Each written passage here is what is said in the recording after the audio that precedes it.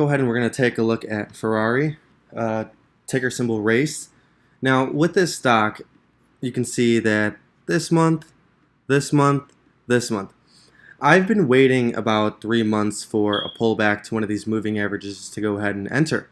Now, price has never pulled back to the 26-day moving average, but it has pulled back to the 9-day moving average. At least, I'd count this 1, 2, 3 times, now 4 times. So when I'm looking at this, it's telling me, okay, you know what? Every time price pulls back to this first moving average, so the conversion line, every time price pulls back to the conversion line, it's pretty much bounced and went the opposite direction. So I can use this as support and resistance. So another cool thing that I like to do whenever I'm looking at this is identifying this wick.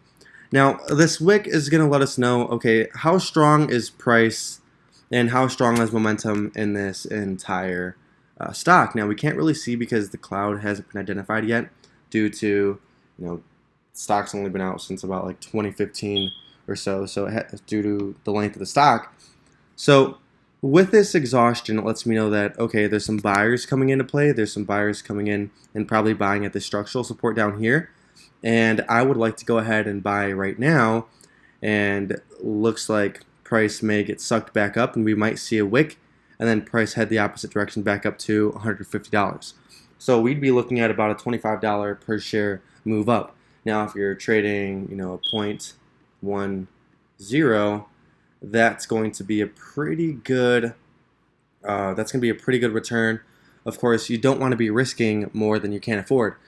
Now, I say to risk 1 to 2% of your total account balance. So if you have $1,000, you can only risk $10 per trade.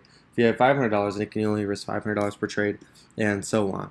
So only risk 1 to 2% of this trade.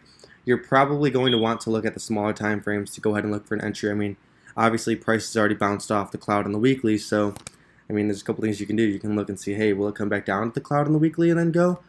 Or we can look at the daily and look at some different things. If price crosses above this high, we can go ahead and look for another buy there and then go with our longer term projection. So you're going to be looking at these trades long term, but entering on shorter time frames.